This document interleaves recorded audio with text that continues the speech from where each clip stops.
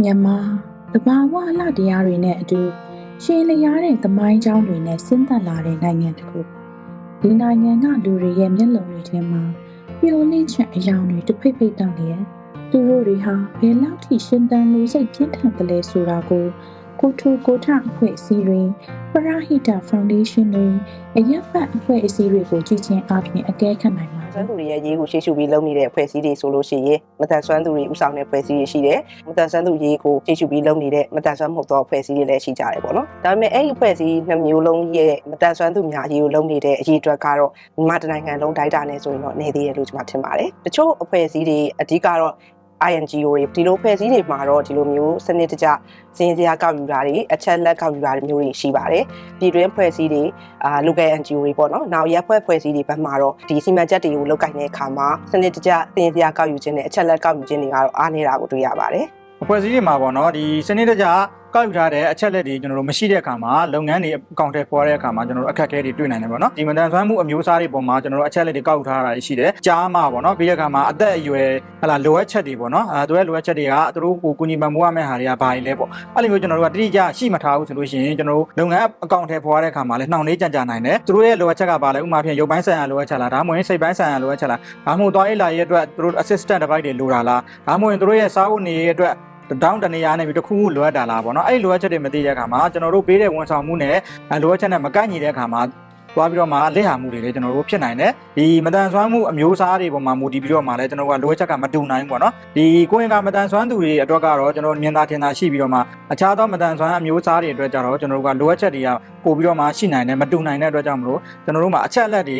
တိတိကျကျရှိထားမယ်ဆိုလို့ရှိရင်တို့အတွက်လည်းကျွန်တော်တို့ဝန်ဆောင်မှုပေးရတာပို့ပြီးတော့မှထိရောက်နိုင်တယ်ပေါ့နော်အဲ့တော့ဒီလိုစနစ်တကျကောက်ယူတဲ့စင်းစရာတွေချက်လက်တွေရှိတာကဘယ်လိုမျိုးကောင်းမျိုးဖြစ်စေလဲဆိုရင်ကျမတို့ကျမကြီးစီမံချက်တွေလုပ်တယ်အဲ့ခါမှာကျမတို့ကမတန်ဆွမ်းသူတွေရဲ့ရေးကိုရှေ့ရှုတယ်မတန်ဆွမ်းသူများအကျုံးပါဝင်ရေးကိုကျမတို့ကလှုပ်ဆောင်ခြင်းနဲ့ဆိုလို့ရှိရင်ဒီမှာစင်းစရာလိုအပ်တာပေါ့နော်ဘယ်လိုမျိုးမတန်ဆွမ်းသူရေးအတွက်ဘယ်လောက်ရှိလဲဘယ်လိုမတန်ဆွမ်းမှုတွေရှိတာလဲသူတို့ရဲ့လိုအပ်ချက်တွေကဘာတွေလဲပေါ့နော်ဒီစနစ်ကြစင်းစရာကောက်ယူတာတွေချက်လက်တွေမရှိရင်ကျမတို့ရဲ့အမြင်နဲ့ပဲအကောင့်ထဲပေါ်သလိုဖြစ်တာပေါ့နော်ရွှေအားဖြစ်ပေါ်လာပေါ်ပါပေါ့နော်ကျွန်တော်တို့2011ခုနှစ်မှာရွှေမင်းသားဖောင်ဒေးရှင်းကနေပြီးတော့မှတောင်တကုံမြို့နယ်အတွင်းမှာရှိတဲ့ရက်ကွက်73ရက်ကွက်ကိုကျွန်တော်တို့လာပြီးတော့ပေါ့နော်ဒီမတန်ဆွမ်းသူတွေနဲ့ပတ်သက်ပြီးတော့မှအချက်လက်တွေလာပြီးတော့ကောက်ယူတယ်ပေါ့နော်အဲ့ဒီချိန်တုန်းကလည်းကျွန်တော်တို့လည်းလိုက်ပြီးတော့မှရွာထဲမှာလိုက်ပြီးတော့ပူပြီးတော့လုပ်ပေးပြတယ်ပေါ့နော်ဗော်လန်တီယာလုပ်ပေးပြတယ်ဒီကျွန်တော်တို့ကိုယ်တိုင်လည်းမတန်ဆွမ်းသူဖြစ်တယ်ဒါပေမဲ့လို့ဒီလိုမျိုးအဝန်းဝိုင်းနော်မတန်ဆွမ်းသူတွေရွာထဲမှာငါတို့ရက်ကွက်ထဲမှာဒီလိုရှိပါလားငါတို့နဲ့ဘဝတူတွေရှိပါလားဆိုတော့မသိဘူးပေါ့နော်ဒီကျွန်တော်တို့တွေကဒီမတန်ဆွမ်းသူတွေကတယောက်နဲ့တယောက်တွေ့ဆုံကြတယ်တယောက်နဲ့တယောက်ချိတ်ဆက်မိကြတယ်တယောက်နဲ့တယောက်ဖေးမကူညီနိုင်ကြတယ်နော်အဲ့ရနေမြစတင်ပြီးတော့မှကျွန်တော်တို့ဘာလဲဆိုလေ့လာရေးခီးတွေတွားတယ်နော်ကျွန်တော်တို့တင်တန်းတွေတွားပြီးတော့တက်ရတာရှိတယ်ဘောနော်အခမ်းအနားတွေတွားပြီးတော့မှတက်ရတာရှိတယ်တယောက်နဲ့တယောက်အားနေယူကြရတယ်စာပေဟောပြောပွဲတွေလည်းတွားရတဲ့အခါမှာငါတို့တွေဘဝတူတွေမတန်ဆွမ်းတွေဒီလောက်တောင်ရှိပါလားဆိုတာကိုကျွန်တော်တို့စပြီးတော့သိရှိခဲ့ရတယ်ပေါ့နော်အဲ့လိုနဲ့တဖြည်းဖြည်းနဲ့ကျွန်တော်တို့2018လောက်ထိပေါ့နော်ကျွန်တော်တို့တွေကဒီလိုမျိုးရုံခန်းလည်းမရှိသေးဘူးဒီမတန်ဆွမ်းသူတွေအိမ်မှာပဲတယောက်တစ်လှည့်တော့ကျွန်တော်တို့ကဆွေးနွေးကြတယ်ပွဲရှိလို့ရှိရင်တိုင်ပင်ကြတယ်ကျွန်တော်တို့အဲ့မှာ2019လောက်မှာစပြီးတော့ကျွန်တော်တို့ရုံးလေးစဖွင့်တယ်ရုံးခန်းလေးစဖွင့်တယ်ဒီနေရာမှာတော့မဟုတ်ဘူးပေါ့နော်ဒီရက်ကွက်ထဲမှာပဲစပြီးတော့ကျွန်တော်ငှားပြီးဖွင့်တယ်ရုံးခန်းလေးတည်ရှိသွားတဲ့အတွက်ကြောင့်မလို့ပေါ့နော်အခြားရုံးခန်းမရှိခင်အားထက်တော့ဝန်ဆောင်မှုတွေကိုကျွန်တော်တို့ကပို့ပြီးတော့ပေးလာနိုင်တယ်ပေါ့နော်ကိုဗစ်ကာလအတွင်းမှာလည်းကျွန်တော်တို့တွေကရက်တက်မနေပဲနဲ့အခြားသောမိဖက်အဖွဲ့အစည်းတွေနဲ့ပူးပေါင်းပြီးတော့မှကိုဗစ်နဲ့ပတ်သက်ပြီးတော့မှအသိပညာတွေပေးတာရှိရဲမှတ်မှတ်ရဆို2022မှာကျွန်တော်တို့ပေါ့နော်မြန်မာနိုင်ငံကြက်ချီနေအသင်းပေါ့နော်ကျွန်တော်တို့ပူးပေါင်းပြီးတော့မှတောင်တကုံမြို့နယ်အတွင်းမှာရှိတဲ့မတန်ဆွမ်းသူပေါ့နော်900ကျော်ကိုကျွန်တော်တို့ကူညီပံ့ပိုးမှုတွေပေးခဲ့တယ်အဲ့ဒါတော့ပတ်စံ3,600,200ရဲဆန့်ရဲဆိုပြီးတော့မှနော်အဲ့ရရှိတဲ့ပတ်စံတွေနဲ့ပေါ့နော်မတန်ဆွမ်းသူတွေကကျွန်တော်တို့ထဲဝင်ကြတယ်ပေါ့ကျွန်တော်တို့ကဘာလို့ဆိုရင်ဒီယုံလေးဖြစ်ချင်တာပေါ့နော်ယုံလေးဖြစ်ချင်တဲ့ကောင်တော့သူတို့ထဲဝင်တဲ့ပတ်စံတွေပြီးတဲ့အခါမှာဒီနေရာလေးဟာဆိုလို့ရှိရင်ဒါဒီမှာရှိတဲ့ရမီရဖတွေတာဝန်ရှိတဲ့သူတွေကဒီနေရာလေးကတင်တော်တယ်ပေါ့နော်ဒီနေရာလေးမှာမတန်ဆွမ်းသူတွေအတွက်ယုံလေးတာဖြစ်ခဲ့မယ်ဆိုရင်မတန်ဆွမ်းသူတွေပို့ပြီးတော့မှနော်မတန်ဆွမ်းသူတွေဝန်ဆောင်မှုတွေပို့ပေးနိုင်တယ်မတန်ဆွမ်းသူတွေအတွက်ပို့ပြီးတော့အလုပ်တွေလုပ်ပေးနိုင်မယ်ဆိုတော့ကျွန်တော်တို့ဒီနေရာလေးကိုဒါအတိအမှတ်ပြုပြီးတော့ရရှိခဲ့တယ်ပေါ့နော်အရင်ဒီနေရာဒီကစုံကင်းကြီးဖြစ်တယ်လူဆင်းလိုက်လို့ရှိရင်လူ10ရက်လောက်မြုပ်သွားတယ်ပေါ့နော်မြုပ်သွားတဲ့နေရာလေးကိုကျွန်တော်အရင်ဆုံးစပြီးတော့မှအရင်ဆုံးမြေကြီးဖို့တာပေါ့ဒီမတန်ဆွမ်းသူတွေရဲ့ထဲဝင်တဲ့လူငွေတွေဒီရမီရဖတွေရဲ့ထဲဝင်တဲ့လူငွေတွေနဲ့ကျွန်တော်တို့ကတစ်နှစ်ပြီးတစ်နှစ်ပေါ့နော်ဒီအကောင့်ထဲပေါ်လာတယ်ပေါ့နော်ရုံးလေးဖြစ်လာတဲ့အတွက်ကြောင့်မလို့ပို ပို့ပြီးတော့မတန်ဆွမ်းသူတွေဟာပို့ပြီးဒီမှာစုစည်းနိုင်တယ်အားသာတဲ့ဘာရှိနေလဲကျွန်တော်တို့အစည်းအဝေးတွေလုပ်တဲ့အခါမှာလည်းလွတ်လွတ်လပ်လပ်နဲ့အတိုင်းမြင်နိုင်တယ်ဆွေးနွေးနိုင်တယ် ကျမတို့ဘာနဲ့ institute မှာလဲကျမတို့က disability action plan ဆိုတဲ့ policy လေးစလုပ်တယ်တစ်ချိန်တည်းမှာပဲကျမတို့ rebel consortium မှာလဲပေါ့နော်ဒိုနာတွေရဲ့ reporting မှာကျမတို့ရဲ့ feedback ကြတော့ disability inclusion ဆိုတဲ့မတန်ဆွမ်းသူများကျုံပါဝင်ရေးလှုပ်ဆောင်တာကအားနည်းနေတာကိုကျမတို့တွေ့ရတယ်ပေါ့ကျမတို့ disability inclusion ပေါ့နော်မတန်ဆွမ်းသူများကျုံပါဝင်ရေးကိုအဓိပ္ပာယ်ရှိတဲ့ပူးပေါင်းဆောင်ရွက်မှုတွေပါဝင်အောင်လှုပ်ဆောင်ကြမယ်ဆိုတော့ကျမတို့ရဲ့စီမံချက်area အတွင်းမှာပေါ့နော်တနည်းကြဖွဲ့စည်းထားတယ်နောက်တစ်ခုကကြတော့တက်ကြွလည်းအချိန်ဟုန်းနဲ့လှုပ်ဆောင်နေတဲ့ကျမတို့မတန်ဆွမ်းအဖွဲ့အစည်းတွေကိုကျမတို့ကြည်ကြတာပေါ့နော်အဲ့ဒီအချိန်မှာကျမတို့တောင်တကုံမြို့နယ်တွေကရွှေအင်အားကိုကျမတို့တွေ့တယ်ပေါ့နော်ဘာနဲ့မှာဆိုရင်တော့အဓိကပေါ့နော်စီမံချက်မျိုးမျိုးကနေပြီးတော့အပိုင်း၃ပိုင်းကိုကျမတို့အဓိကကူညီပံ့ပိုးပေးတာပေါ့နော်ပထမတစ်ခုကတော့ကျမတို့ကဒီခုနပြောတဲ့စွမ်းဆောင်ရည်မြင့်တင်ခြင်းဆိုတဲ့အပိုင်းနောက်တစ်ခုကတော့ကျမတို့စိတ်ကျန်းမာရေးနဲ့ပတ်သက်တဲ့ပေါ့နော် mental health well being နဲ့ပတ်သက်တဲ့အပိုင်းနောက်တစ်ချက်ကတော့ကျမတို့ကဒီထောက်ကူပြုပစ္စည်းပေါ့နော်လက်ထောက်ခြေထောက်တွေဒါထောက်ပံ့ပေးတဲ့အစီအစဉ်ပေါ့နော်အဲ့ဒါမျိုးလေးတွေရှိတယ် project ရဲ့တစ်စိတ်တစ်ပိုင်းအနေနဲ့ဆိုရင်ကျမတို့ကဒီ SIHR လို့ခေါ်တယ်ပေါ့နော်မျိုးဆက်ပွားကျန်းမာရေးနဲ့ဆက်ဆက်ပြီးလုပ်တဲ့စီမံချက်လေးလည်းရှိပါရှင်အဲ့တော့ကျမတို့ဒီမှာလုပ်နေတဲ့စီမံချက်တွေမှာတော့ဒါကျမတို့မတန်ဆွမ်းသူများအကျုံးဝင်ရေးကိုထည့်သွင်းစဉ်းစားပြီးတော့သူတို့ရဲ့လိုအပ်ချက်ကိုလုပ်တာပေါ့နော်သူတို့နဲ့စပြီးတော့တွေ့ပြီးတော့လှုပ်ဆောင်တယ်အဲ့တော့အဓိကတော့ခုနကပြောတဲ့စနစ်တကျစင်းပြကောက်ယူခြင်းအချက်လက်ကောက်ယူခြင်းတွေကိုကျမတို့ကပို့ပြီးတော့ဦးစားပေးပြီးတော့သူတို့စွမ်းဆောင်ညှင့်တင်ပေးတယ်တပြိုင်တည်းမှာပဲကျမတို့ကသူတို့အတွက်လိုအပ်တဲ့ soft skill ပေါ့နော်ကျမတို့ဒီလိုအချက်လက် data တွေရပြီးသွားပြီးစီပြီးသွားရင်မတုံးတတ်ဘူးပေါ့နော်ကျမတို့ကတော့သူတို့ကိုထားလေးတွေကိုဘယ်လိုသုံးရမလဲနောက်တစ်ခုကဒီလိုမျိုးအချက်လက်တွေကိုဘယ်လိုမျိုးပေါ့နော် present လုပ်ကြမလဲပေါ့ကျမတို့ဒီ presentation skill မျိုးလေးတွေအဲ့ဒါမျိုးလေးတွေအားစားကျမတို့အဓိကတော့ကျမတို့ဒီဘိုင်းကတော့ဟိုစွမ်းဆောင်ရည်မြင့်တင်ခြင်းအပိုင်းကိုပို့ပြီးတော့အားပေးလှုပ်ဆောင်နေပေါ့ဘာဖြစ်လို့လဲဆိုလို့ရှိရင်ကျမတို့ကဒီ project ပြီးသွားရင်တောင်ဒီဖွဲ့စည်းဒီမျိုးနယ်ထဲမှာကြံခဲ့မယ်မတန်ဆွမ်းသူရေးမြောက်ကိုဆက်လုပ်မှာပေါ့နော်အဲ့ခါကျတော့သူတို့စီမှာကြံခဲ့မဲ့ဒီပညာတွေနောက်တစ်ခုကစွမ်းရည်မြင့်တင်ခြင်းတွေကိုကျမတို့ကအဓိကပို့ပြီးလှုပ်ဆောင်နေပေါ့နော်ဒါဟာရေရှည်တည်တံ့ဖို့ကိုလည်းအားပေးတဲ့အချက်ဖြစ်တဲ့အတွက်ကြောင့်ပါဘာနဲ့ကျွန်တော်တို့ချိတ်ဆက်ပြီးတော့ဆုံးဒါကျွန်တော်တို့က2နှစ်နီးပါးလောက်ရှိပြီပေါ့နော်အတွေ့အကြုံအခြေအနေမှာတော့ကျွန်တော်တို့အရင်တော့ပုံစံမျိုးပေါ့နော်ကျွန်တော်တို့ကဖြစ်တော့ဖြစ်သွားတယ်ဒါပေမဲ့စနစ်တကျတော့ကျွန်တော်တို့ကရှိမနေဘူးပေါ့နော်တွဲဆုံပြီးတဲ့နောက်မှာစိတ်ပိုင်းဆိုင်ရာအပြင်ကျွန်တော်တို့ကအားရှိတယ်ပေါ့နော်အားရှိရလို့ခံစားရတယ်ငါတို့အတိမဲ့ပြုပါလားဆိုတာကိုကျွန်တော်တို့ကအမှုရရှိတယ်ပေါ့နော်ဒီရုံးမှာဆိုလို့ရှိရင်လည်းပဲကျွန်တော် infrastructure ဘိုင်းနဲ့ဆိုလို့ရှိရင်လည်းပဲအခုဆိုရင်ကျွန်တော်တို့ solar ပေါ့နော်ကျွန်တော်တို့မှာရုံးတော့ရှိပြီးတော့မှဒီမီးမရှိပွဲတွေဆိုလို့ရှိရင်မီးမရှိတဲ့နေ့ကင်းမဲ့ဆိုအရန်ပူတယ်အဲ့ခါကျကျွန်တော်ကမီးစက်ကြီးတွေငှားအဲ့လိုမျိုးကျွန်တော်တို့မှာလုပ်ငန်းအပိုတွေပေါ့နော်လုပ်ရတာရှိတယ်အဲ့တော့ဒီမှာဆိုလာတပ်ဆင်ပြီးတော့ကျွန်တော်တို့ဒီမှာအများကြီးပဲအပြောင်းလဲဖြစ်သွားတယ်အစည်းအဝေးတွေလုပ်ရတဲ့အခါမှာပို့ပြီးတော့အဆင်ပြေပြေလောက်လာနိုင်တယ်ဒီမှာပြောင်းလဲမှုတွေကတော့ဒီအဖွဲ့အစည်းဆိုင်ရာဖွဲ့စည်းပုံတွေစနစ်တကျကျွန်တော်တို့ကဖြစ်လာတာရှိတယ်ကျွန်တော်တို့ session နဲ့အထက်မတန်ဆွမ်းသူစည်ရင်ကတိတိကျကျနဲ့ကျွန်တော်တို့ပေါ်ထွက်လာတယ်ပေါ့နော်ကျွန်တော်တို့မတန်ဆွမ်းသူစည်ရင်ကိုကျွန်တော်တို့ကကောက်ယူနိုင်ခဲ့တယ်တောင်တကုံတစ်မျိုးနယ်တော့ဒီစာရွက်လေးကိုလှန်ကြည့်လိုက်တာနဲ့ဘယ်နေရာမှာတော့ဘယ်ရောက်ကွက်မှာတော့ဘယ်နှယောက်ရှိတယ်မတန်ဆွမ်းမှုမျိုးစားတော့ဘယ်လိုရှိတယ်နောက်လိုအပ်ချက်တွေကတော့ဘာတွေပါဆိုတာကိုကျွန်တော်ကတိကျသိရတဲ့အတွက်ကြောင့်မို့ကျွန်တော်တို့အခြားသောမိဖက်အဖွဲ့အစည်းနဲ့ဆောင်ရွက်တဲ့အခါမှာလည်းကျွန်တော်တို့အားလုံးအဆင်ပြေချုံမွေတွေပေါ့နော်ဖွဲ့ဝင်တယောက်ချင်းစီရဲ့ပေါ့နော်အဓိကအပြင် EC တွေ volunteer တွေအတွက်ကျွန်တော်တင်တန်းတွေရရှိတဲ့အတွက်ကြောင့်မလို့သူတို့ရဲ့ skill တွေပေါ့နော် capacity တွေလည်းကျွန်တော်တို့မြင့်လာတယ်ဒီမတန်ဆွမ်းသူတွေအတွက်နော်လိုအပ်ချက်ဖြစ်တယ်ကျွန်တော်တို့တွေ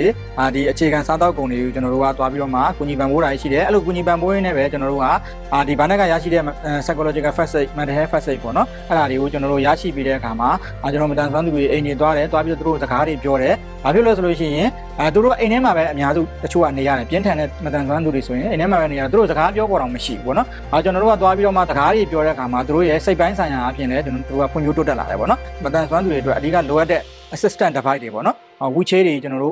ပေးနေတာရှိတယ်ဂျိုင်းတောက်တွေပေးနေတာရှိတယ်လက်ထောက်တွေပေးနေတာရှိတယ်ပေါ့နော်အရင်တော့ဆိုရင်ကျွန်တော်တို့ wheelchair လိုအပ်တဲ့ဆရာကြီးလာပြောတယ်ရရှိမှုကကြတော့ကျွန်တော်တို့ကနည်းနေတာပေါ့နော်ဒီမှာလိုအပ်တဲ့လူကများနေတာပေါ့နော်ပေးနိုင်တဲ့ထောက်ပံ့ပေါ့နော်အကူအညီပြမိုးပေးနိုင်မှုကနည်းနေတယ်ပေါ့နော်အဲ့တော့ကျွန်တော်တို့အခုဒီဘာနဲ့ချိတ်ဆက်ပြီးတဲ့အခါမှာတော့ကျွန်တော်တို့ရဲ့လိုအပ်ချက်ကိုလည်းဆရာတွေကိုပြောပြတယ်ဘာနဲ့ကဆရာတွေကိုပြောပြတဲ့အခါမှာလည်းဒီမှာတော့ဘာတွေလိုအပ်နေတာကိုလည်းသူတို့ကမြင်တဲ့အတွက်ကြောင့်မို့ကျွန်တော်တို့အခုဆိုလို့ရှိရင် wheelchair ဂျိုင်းတောက်လက်ထောက်၄ချောင်းတောက်မှမဟုတ်ဘူးအခုဆိုရင်ကျွန်တော်တို့ခြေထုတွေအားစားပေါ့နော်ခြေထုဆိုလို့ရှိရင်ဤပညာမြင့်တယ်တန်ဖိုးမြင့်တယ်ပေါ့နော်သူတို့တွေအတွက်ကျွန်တော်တို့လုပ်ပေးနိုင်တဲ့ခြေထုတွေခြေကပ်တွေပြီးတဲ့အခါမှာအခုငလျင်ဆိုလဲငလျင် response မှာကျွန်တော်ဘာနဲ့ပူပေါင်းပြီးတော့မှကျွန်တော်တို့ငလင်တန်ခံစားခဲ့ရတဲ့မတန်ဆွမ်းသူတွေကိုကျွန်တော်တို့ဒီခြေထုတွေလုတ်ပေးနိုင်ခဲ့တယ်ပေါ့နော်။အခုဆိုရင်စိတ်ကန်းုံတော်မှာကျွန်တော်တို့ကတကုံစိတ်ကန်းုံတော်မှာချဲ့ပြီးတော့မှဝန်ဆောင်မှုတွေပေးနေပါတယ်ကျွန်တော်တို့။တချို့မတန်ဆွမ်းသူတွေဒီအိမ်ထဲမှာပဲနေပြီးတဲ့အခါမှာသူတို့ပြန်လဲတန်ဆွမ်းဖို့အခွင့်အရေးတွေရှိနေတယ်။ဒါပေမဲ့အဲ့ဒီနေရာကိုရောက်ဖို့သွားဖို့အတွက်သူတို့မှာစိန်ခေါ်မှုတွေရှိနေ အဲ့ကွက်လက်တွေကိုဘာနာ institute နဲ့ပူးပေါင်းပြီးတော့ရွှေရမ်းနဲ့ပူးပေါင်းပြီးတော့ဖြည့်ပေးနေတာပေါ့နော်အခုဆိုလို့ရှိရင်ကျွန်တော်တို့အများကြီးပဲမတန်ဆွမ်းသူတွေကိုဒီပြန်လည်တန်ဆွမ်းရေးစီးရုံနဲ့ပို့ပေးနိုင်တဲ့အခြားသောဝန်ဆောင်မှုတွေလည်းကျွန်တော်တို့လုပ်နေတာရှိတယ်မတန်ဆွမ်းသူတွေမှမဟုတ်ဘူးပေါ့နော်မတန်ဆွမ်းသူတွေကိုပြည်သူဆောင်ရှောက်တဲ့သူတွေရောဒီစိတ်ပိုင်းဆိုင်ရာနဲ့ပတ်သက်ပြီးတော့မှကျွန်တော်တို့ထိခိုက်ခံစားနေရရှိဒီမတန်ဆွမ်းသူတွေကိုရောစိတ်ပိုင်းဆိုင်ရာကျွန်တော်တို့ကအားပေးတယ်လို့မျိုးပေါ့နော်ကျွန်တော်လိုအပ်တယ်လို့ပေါ့ psychological first aid တွေ mental first aid တွေပေးတယ်ဒီထက်လိုအပ်လာပြီဆိုရင်ကျွန်တော်တို့က counseling ကို refer လုပ်ပေးတယ်ပေါ့နော် counseling refer လုပ်ပေးတယ် counseling ပေးတဲ့ဆရာဆရာမတွေကိုခေါ်ပြီးတော့မှဒီရုံးမှာပဲဘာနဲ့ကကုညီပံ့ပိုးပြီးတော့မှလုပ်ပေးခဲ့ရတယ်လည်းရှိတယ်ပေါ့နော်အဲ့ဒီအပြင်ကိုခုနကပြောတဲ့ care ပါပေါ့နော်မတန်ဆွမ်းကိုပြည်သူဆောင်ရှောက်ရတဲ့လူတွေမှာလည်းသူကစိတ်ပိုင်းဆိုင်ရာထိခိုက်တာလည်းရှိတယ်သူတို့မှာ trauma တွေရှိတယ်သူစိတ်ဖိစီးမှုတွေဒါကြလို့ရှိရင်သူတို့မှာအလုပ်တွေလည်းရှိတယ်စီးပွားရေးအဆင်မပြေတာရှိတယ်အဲ့တော့သူတို့ကိုလည်းကျွန်တော်တို့ကခေါ်ပြီးတော့မှဒီမှာတီးတန့်နော်မတန်ဆွမ်းသူတွေရဲ့မိဘတွေကိုဒီရွှေရမ်းရုံမှာပဲဆရာမကိုခေါ်ပြီးတော့မှဘာနဲ့ကကုညီပံ့ပိုးပြီးတော့မှလှုပ်ဆောင်ခဲ့တာရှိတယ်အများကြီးလည်းအောင်မြင်တယ်ပေါ့နော်သူတို့လည်းစိတ်ပန်းဆိုင်ရာတွေအများကြီးပဲတိုးတက်ကောင်းမွန်တာရှိတယ်မတန်ဆွမ်းသူတွေပါဝင်ရယူနိုင်တဲ့ကျန်းမာရေးစနစ်တစ်ခုကျွန်တော်တို့ကတိစောက်နိုင်ဖို့အတွက်သွားနေတယ်ပေါ့နော်ရေရှည်ကတော့အခြေခံလိုအပ်ချက်ဖြစ်တဲ့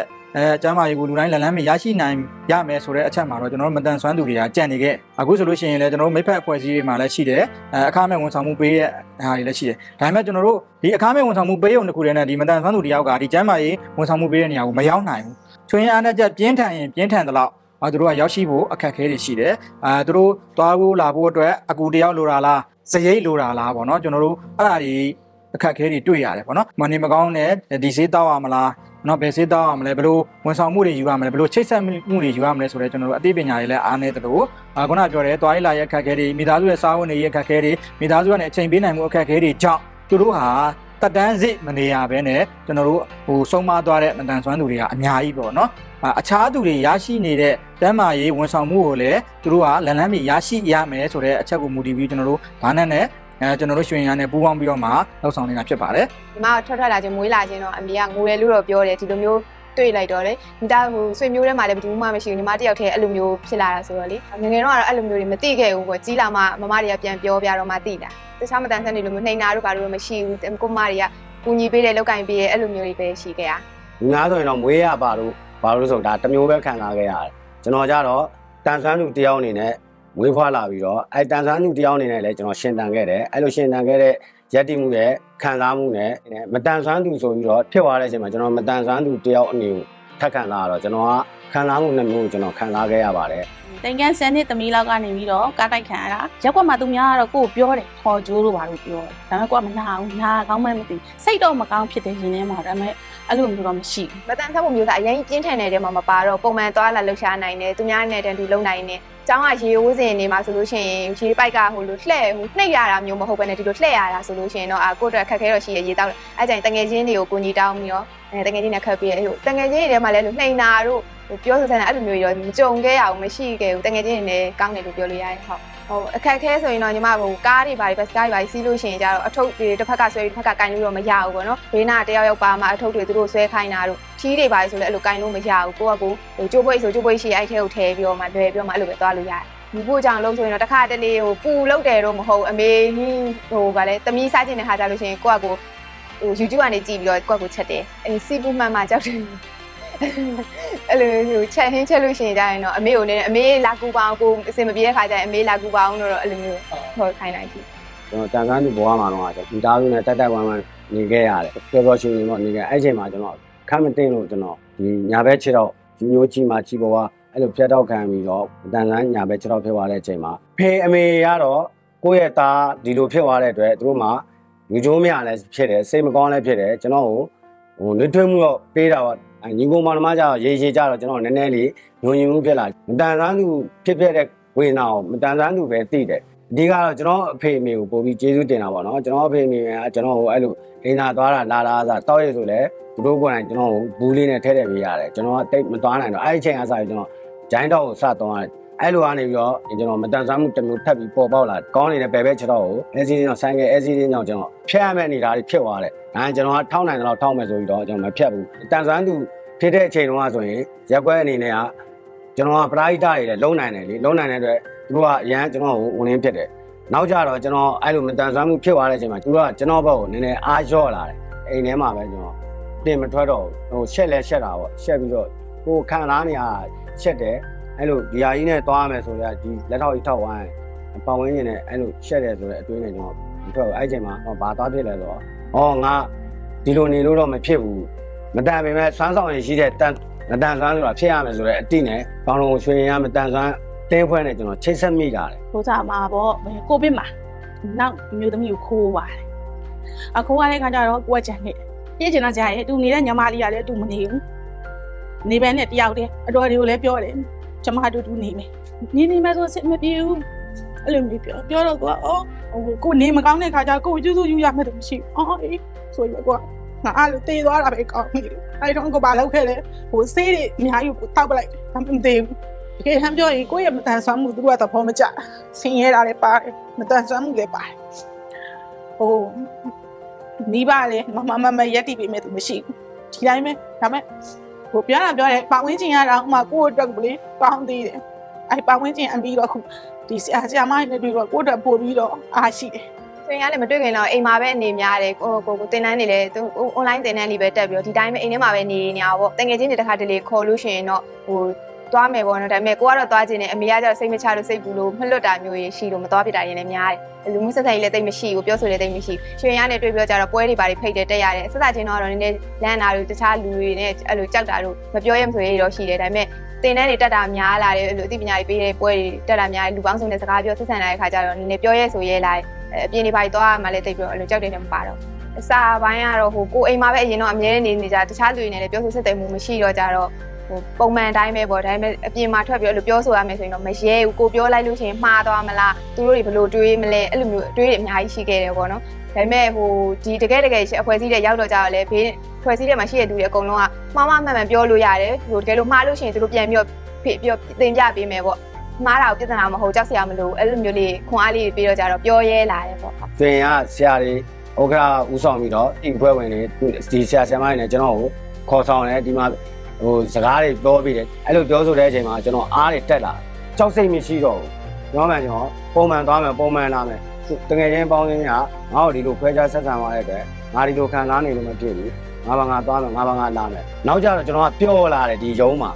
မတန်ပေမဲ့စမ်းဆောင်ရည်ရှိတဲ့လူတယောက်ဖြစ်ရမယ်ငါဒီယုံမှာနေတည်၍အတင်ကဥက္ကဋ္ဌကျွန်တော်ကြည့်တယ်ကျွန်တော်သူကစခေါ်တယ်ဆရာတန်းနိုင်ဆိုပြီးခေါ်လာကျွန်တော်ကဒီအဖွဲ့ထဲမှာစေးသွင်းလိုက်တဲ့ပုံစံမျိုးကျွန်တော်ပီတိဖြစ်သွားတယ်ခေါ်ကပြောင်းလဲလာဆိုတော့ကျွန်တော်ဘဝကိုပြောင်းလဲလာဆိုကျွန်တော်စိတ်ခွန်အားမရှိတဲ့စိတ်တွေနောက်ရက်ွက်ထဲမှာကျွန်တော်ရင်ဆိုင်နေရတယ်ကျွန်တော်ခွဲခြားဆက်ဆံမှုစိတ်တွေကိုကျွန်တော်သတိမရတော့ဘူးအဲ့ဒါတွေထားခဲ့လိုက်တော့အရင်ကဆိုကျွန်တော်စိတ်မပေါဘူးကျွန်တော်အပြင်က pressure တွေထိပြီးတော့လေဒါဒီရုံးရောက်ပြီးမှကျွန်တော်အဲ့လိုမျိုးတွေဖြစ်လာပြီးတော့တင်မလားဟောသူတို့ကြည့်လိုက်တော့လေသူတို့ကတက်ကြွအဲ့ဒါကိုကျွန်တော်ကကြည့်ပြီးပီတိတွေကြည့်ဆရာကျွန်တော်လည်းတက်ချင်တာပေါ့လို့ကျွန်တော်ကအဲ့ဒီတင်တန်းကိုတက်လိုက်ရောတက်ပြီးတော့ကျွန်တော်အရင်တော့ကနားမလဲဘူးဒီစိတ်ရင်းကောက်မကောင်းလို့ကျွန်တော်တက်ရင်ကျွန်တော်စိတ်ပါဝင်စားမှုတွေပိုဖြစ်ပြင်းထန်တာအဲ့လိုနဲ့တင်တန်းအောင်မြင်ပြီးဆုံးအဲ့ချိန်မှာဗာထက်ပြီးတာလဲဆိုတော့သူကဟိုကိုယ့်အတွက်ဘဝရက်တည်မှုတစ်ခုရရှိအောင်လို့အဲ့လိုပေါ့ဆရာပီကိတ်လေးပေးလိုက်တာအဲ့မှာပို့ပြီးပြီးပြီးအိမ်ပြန်သွားတော့တေးတာညီကောင်မောင်ကဆရာပီကိတ်ရတာငါဒီတင်တန်းတက်တာအဲ့လိုကြွားပါနိုင်ပြောင်းတဲ့နေတော့ကတော့အဲ့လိုမျိုးကြမ်းတမ်းမှုတွေခံရတယ်ပေါ့နော်အခုရှင်ရနဲ့ပတ်သက်ပြီးတော့မှဘာဖြစ်လာလဲဆိုတော့ကိုယ့်ရဲ့စိတ်တွေကနူးညံ့လာတယ်ဟိုတိခန့်စိတ်တွေလည်းပိုများလာတယ်ကောင်းတဲ့စိတ်တွေမဝင်တော့ဘူးနောက်ပြီးတော့ဒီကိုလာလိုက်ရင်လည်းနှွေးထွေးမှုရှိတယ်ဒီညီကိုမောင်နှမကြီးနဲ့ကိုယ့်ဘက်လည်းနေပြောလာတယ်နောက်ပြီးတော့ပတ်ဝန်းကျင်မှာဆိုလို့ရှိရင်လည်းအရင်ကအကြည့်တွေနဲ့အခုကြည့်တွေနဲ့ပြောင်းလဲသွားတယ်ရွှေရနဲ့တွေ့ပြောကြတော့တော်လာနဲ့ကိုယ့်ကိုအခုဆိုလေအိမ်ကနေဒီကိုတယောက်တည်းလာတာပဲအရင်တော့ဆိုအပြင်နေပါသွားရင်အမြဲတမ်းတငယ်ချင်းပါအဖော်မြဲပါတယ်တယောက်တည်းမသွားရဲဘူးအခုတော့ဒီကနေကိုယ့်ကိုတယောက်တည်းလာတယ်လာပြီးတော့တင်တန်းတွေတက်တယ်တင်တန်းတွေတက်တော့ဒီမှာကွန်ပျူတာတင်တန်းပြီးသွားပြီဆိုတော့ဆရာပြန်တင်ပေးလို့ရတယ်ဒီမှာကွန်ပျူတာတင်တန်းပြန်ဖွင့်မယ်နေတော့ပြန်တင်ပေးဆိုတော့ကြာလဲတင်ပေးရပေါ့နော်အဲကလေးမလေးတယောက်ဆိုလို့ရှိရင် तू ကကွန်ပျူတာကိုတက်ချင်တယ်တမျိုးတင်နေရမြင်တော့ तू လည်းတက်ချင်တယ်လို့ပြောတယ်ဒါပေမဲ့ तू အတန်းပညာရေးအသိမရှိသေးတော့စာအရင်တင်ရမယ်လို့ပြောကြတော့ဒီမှာမင်းလေးတွေဟိုအင်္ဂလိပ်စာအခြေခံလေးကျွမ်းကျင်သွားအောင်လို့အင်္ဂလိပ်စာမြန်မာစာရဲ့ရေးတက်ဖတ်တတ်အောင်လို့အားလေးတင်ပေးဖြစ်တယ် ဘာနဲ့ကကြတော့ INGO အဖွဲ့အစည်းပေါ့နော်သူကကြတော့မြန်မာနိုင်ငံမှာရှိတဲ့ကျန်းမာရေးနဲ့ပတ်သက်တဲ့အကြောင်းအရာသိပညာပေးတယ်ကုညီထောက်ပံ့ပေးတယ်ဘာနဲ့ကနေသင်တန်းတွေပေးတဲ့အခါကျတော့မတန်ဆန်းစည်းနေကောက်မဲ့ဘလို့ကောက်ရမယ်ဆိုတဲ့ဟာတွေကိုသင်ပေးတဲ့အပြင်ကိုတခြားဘုဟုတုတတွေရော activity တွေရောလုပ်ကြကြတော့လေအဲ့ဖွဲ့စည်းအဲ့ထဲမှာပါဝင်တဲ့လူတွေနဲ့လည်းရင်းနှီးမှုရှိတယ်ပြောဆိုဆက်ဆက်ရဲတယ်တခုခုဆိုလို့ရှိရင်လည်းကိုကအစ်စ်ဆိုတော့လေဆရာမတွေကအားပေးတယ်ပေါ့နော်သမီးထပြောလို့ရတယ်မှားမှန်ကိစ္စမရှိဘူးအဲ့လိုမျိုးတွေပြောကြကိုယ်လည်းပြောရဲလာတယ်ပေါ့ကိုယ်တိုင်းကမတန်ဆွမ်းဆိုပေမဲ့လည်းဒီလိုမျိုးမတန်ဆွမ်းနေတဲ့အရေးကိုလုပ်ပေးနေတဲ့ဖွဲ့စည်းအများကြီးရှိတယ်ပေါ့နော်အဲ့ဖွဲ့တွေတကယ်လို့လာကမ်းလှမ်းလို့ရှိရင်ကိုယ်တိုင်းလည်းပါဝင်ပြီးတော့ကုညီဆောင်ရွက်လို့ရတယ်လို့ ဘာနဲ့ဆိုတာသူကမြန်မာနိုင်ငံမှာရှိတဲ့ဒီလူထုကိုသူကကျမ်းမာရေးပညာပေးတွေကျမ်းမာရေးထောက်ကူတွေဒါမျိုးတွေသူကပံ့ပိုးတာတွေရှိတဲ့အသင်းအဖွဲ့ကိုကျမ်းမာရေးနဲ့ပညာအသိပညာပေးလေးတွေကိုမကြာခဏသင်တန်းလေးတွေခေါ်ပြီးပေးတယ်အဲ့ဒါကိုလည်းကျေးဇူးတင်တယ်ရက်ွက်တွေမှာပါကျွန်တော်တို့ကပြန်ပြီးတော့ခေါ်ပြောနိုင်တဲ့အနေအထားတွေကျွန်တော်တို့တက်လာကျွန်တော်ကဒီမတန်ဆန်းရေးကိုကျွန်တော်တက်မတည်ခင်ဒီကိုကျွန်တော်ကတော့ဆောင်ရွက်နေမှာပဲဘာနဲ့ရုံရဲ့ရုံဝင်တန်းနေဆရာမတွေပေါ့နော်သူတို့တွေကိုလည်းကျွန်တော်ကျေးဇူးတင်ပါအထူးကျေးဇူးတင်ပါတယ်လို့ကျွန်တော်ပြောကြားတင်ပါတယ်ဘာနဲ့ကကိုရီအတွက်ဆိုလို့ရှိရင်မတန်ဆွမ်းတွေအတွက်ကိုလေတော်တော်ကြီးကိုခွန်အားဖြစ်တယ်အဲ့ဘာနဲ့ကျေးဇူးကြောင့်ပဲတကယ်လို့လူတော်တော်များများရက်ွက်တော်တော်များများမြန်မှန်းတမ်းမိလာတယ်ငကိုတော့တင်ဆိုတော့ဘာမှမဟုတ်ဘူးအဲ့ဘာနဲ့ကျေးဇူးကြောင့်ပဲနေရာပေးခြင်းကိုလည်းခံရတယ်လူတွေလည်းအတိများလာတယ်ကိုကတော့ကိုကျင့်တတ်တယ်မတန်လဲလူဘာမှစိတ်တကြအားငယ်ကြမလို့ပါဘူးလို့ကောင်းအဲ့တန်ဆွမ်းသူတွေလုံနိုင်တာထက်ကိုမတန်ဆွမ်းသူတွေကလုံနိုင်လေဆိုတော့ပို့ပြီးတော့ပြောချင်ပါတယ်လို့အရင်ဆုံးဒီကရွှေရင်အားရဲ့ဆရာမတွေကိုဘာနဲ့ထိတွဲခေါ်ပါတဲ့အတွက်ကျေးဇူးတင်ပါတယ်ဘာနဲ့ကဆရာမတွေအကြောင်းကိုရဲ့ဘယ်လိုပြောမလဲအချိန်ပါဝါလေးတွေလေရက်ွက်မှာရောမျက်နှာပွင့်မှုလေးတွေတွားလိုက်တဲ့နေရာမှာရောဦးစားပေးမှုလေးတွေခံရတဲ့အတွက်ဘာနဲ့ကိုလည်းဘာနဲ့အကုန်လုံးကိုလည်းကျေးဇူးတင်ပါတယ်လို့ကျွန်တော်တို့ဘာနဲ့အနေနဲ့တော့ပေါ့နော်ဒီမတန်ဆွမ်းသူများအကျုံးဝင်ပါဝင်ရေးလှုပ်ဆောင်တဲ့အချိန်မှာ UNI ဆိုတဲ့နေလုံးနိုင်နေငါလုံးနိုင်နေဆိုတာထက်ဝီပေါ့နော်ငါတို့အတူတူလုံးနိုင်ခဲ့တယ်ဆိုတော့အတီလေးတော့ရခဲ့တယ်အဲ့တော့ကျမတို့ဒီလှုပ်ဆောင်ခဲ့တဲ့လုပ်ငန်းစဉ်တွေမှာစိတ်တည်ငြိမ်မှုရှိလားဆိုရင်တော့ကျမတို့အပြေးအဝရှိပါတယ်အဲ့တော့ကျမတို့ဒီလိုမျိုးငါတို့အတူတူလုံးနိုင်ခဲ့တယ်ဆိုတော့ဝီဆိုတဲ့စကလုံးလေးရဖို့ပေါ့နော်ကျမတို့မှာအဓိကအစစ်အပြီးသုံးစင်းတော့လုပ်ခဲ့ရတယ်ပထမတစ်ခုကတော့ trust building ဆိုတဲ့ယုံကြည်မှုတည်ဆောက်ခြင်းပေါ့နောက်တစ်ခုကတော့ခုနကကျမတို့ပြောတဲ့ co design ဆိုရဲပေါ့နော်အတူတကွအကောင့်ထဲပေါ်ခြင်းပေါ့အဲဆိုကျမတို့ကသူတို့ဘာလုပ်လဲဆိုတဲ့အပေါ်မှာကျမတို့ကဒီကျမတို့ရဲ့စီမံချက်ကိုရေးဆွဲခဲ့တာဖြစ်တယ်ပေါ့နော်နောက်တစ်ခုကတော့ကျမတို့ empowerment ပေါ့ခုနကပြောသလိုပဲကျမတို့ဒီသူတို့ရဲ့စွမ်းဆောင်ရည်တွေကိုမြင့်တင်ပေးတယ်ဒါဒီသူတို့ကိုသူတို့ရဲ့စွမ်းဆောင်ရည်မြင့်တင်ခြင်းအားဖြင့်ပေါ့နော်နောက်ပိုင်းကျလို့ရှိရင်သူတို့ဒီဘယ်ထောက်ပံ့တဲ့ဖွဲ့စည်းမှမရှိရင်တော့မှသူတို့ဘာသူတို့ရက်တည်နိုင်တာပေါ့နော်အဲ့လိုမျိုးလေးကိုကျမတို့ကရည်တံပြီးတဲ့အခါကျတော့ဒီအစင်းကြီး၃စင်းနဲ့လှုပ်ဆောင်ခဲ့တယ်ဒီမသက်ဆွမ်းသူများကျုံပါဝင်ရေးကိုလှုပ်ဆောင်တဲ့အချိန်မှာရွှေငါးကိုလည်းပေါ့နော်ကျမတို့စွမ်းဆောင်ရည်မြင့်တင်ခြင်းတွေလှုပ်ဆောင်နိုင်ခဲ့တယ်လို့တပြိုင်နက်တည်းမှာလေပေါ့နော်ကျမတို့ဘက်ကလည်းဒီမတန်ဆွမ်းသူများကျုံနဲ့ပတ်သက်တဲ့အသိပညာဘုသူတပေါ့နော်စွမ်းဆောင်ရည်တွေကိုလည်းကျမတို့မြင့်တင်နိုင်ခဲ့တယ်ပေါ့ဒါကြောင့်မို့လို့ကျမတို့ရဲ့မတန်ဆွမ်းသူများကျုံဝင်ရေးလှုပ်ဆောင်နေတဲ့အချိန်မှာကျမတို့ကအပြည့်အနှံ့သိယူခြင်းပေါ့နော် mutual learning ကိုလည်းကျမတို့ဒါအရေးပါတဲ့အချက်အနေနဲ့တွေ့ရှိရပါတယ်ကျမတို့ကဒီပေါ့နော်ဒီရွှေရင်အားဖွဲ့ကိုကျမတို့စွမ်းဆောင်ရည်မြင့်တင်ပေးခဲ့တယ်ပေါ့ဒီလိုသူတို့စွမ်းဆောင်ရည်မြင့်တင်ပေးခဲ့တဲ့အနေနဲ့ကျမတို့ခုနပြောခဲ့သလိုနော်ကျမတို့စိတ်ကြည်နမှုရရှိခဲ့တယ်ဆိုတဲ့နေရာမှာသူတို့ရဲ့အတင်းရဲ့လှုပ်ဆောင်ချက်တွေကိုပို့ပြီးတော့ပြောပြလာနိုင်တယ်ပတ်သက်ပြီးလုပ်နေတဲ့စီမံချက်တွေနဲ့ချိတ်ဆက်လှုပ်ဆောင်မှုတွေပုံမအားကောင်းလာတာကိုတွေ့ရတယ်သူတို့စီကလည်းကျမတို့ကြားရတယ်ပေါ့နော်ဒါဟာလည်းသူတို့အတွက်ကောကျမတို့အတွက်ကောရဲ့အောင်မြင်မှုတစ်ခုဖြစ်ပါတယ်လုံနိုင်ခဲ့တဲ့ဆိုတဲ့နေရာမှာဝီဆိုတဲ့နေရာမှာကျမစောကပြောထားသလိုပဲပေါ့နော်ကုညီပံ့ပိုးသူတွေမရှိဘဲနဲ့ကျမတို့လုပ်တဲ့အခါမှာကျမတို့ပံ့ပိုးပေးတဲ့အတိုင်းပဲတက်ကြွလှုပ်ဆောင်နေတဲ့ပေါ့နော်ဒီမတန်ဆွမ်းဖွဲ့စည်းဖြစ်တဲ့ရွှေအင်အားကသာမရှိခဲ့ဘူးဆိုလို့ရှိရင်လည်းကျမတို့လှုပ်ဆောင်နေတဲ့ဒီလုပ်ငန်းစဉ်တွေကအခုလောက်ထိကျမတို့လုပ်နိုင်ခဲ့မှာမဟုတ်ပါဘူးပေါ့နော်ဒါကြောင့်မို့လို့ကျမတို့ဒီမတန်ဆွမ်းသူများအကျိုးပါဝင်ရေးမှာတော့ကျမတို့က win win win ဆိုတဲ့အခြေအနေကိုရခဲ့တာဖြစ်ပါတယ်ဒါကြောင့်အားလုံးကိုလည်းကျေးဇူးတင်ပါတယ်ထပ်ပြီးတော့မှရရှိမယ်ဆိုရင်ပေါ့နော်ကျွန်တော်တို့ကဒီအလောက်ကင်ခွင်လန်းအတွက်ပေါ့နော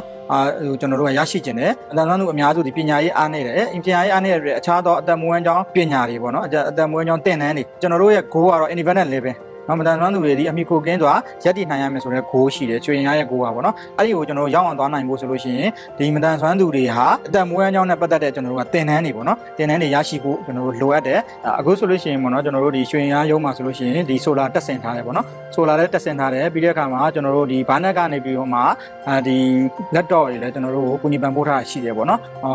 အဲ့ဒီဟာတွေနဲ့ကျွန်တော်တို့ကဒီမတန်ဆွမ်းလူငယ်တွေကိုပေါ့နော်ပြန်ပြီးတော့မှကွန်ပျူတာသင်တန်းသင်ပေးနေတာရှိတယ်သင်ပေးနေတဲ့ဆရာလည်းပဲမတန်ဆွမ်းသူပဲပေါ့နော်ဒီဟာတွေလုံးနိုင်တာကတော့ဒီဘာနဲ့ရဲ့ကူညီပံ့ပိုးမှုအကြောင်းလို့တော့ကျွန်တော်ပြောလို့ရပါတယ်ဟုတ်ဒီရွှေရဆိုလို့ရှိရင်ရွှေမနာဖောင်ဒေးရှင်းကနေပြီးမွေးဖွားပေးလိုက်တယ်ပေါ့နော်ရွှေမနာဖောင်ဒေးရှင်းကမိခင်ဖြစ်တယ်လို့ဘာနဲ့ကကြောင့်ကျွန်တော်တို့ဖခင်ပေါ့နော်ကျွန်တော်တို့ကိုအများကြီးပဲ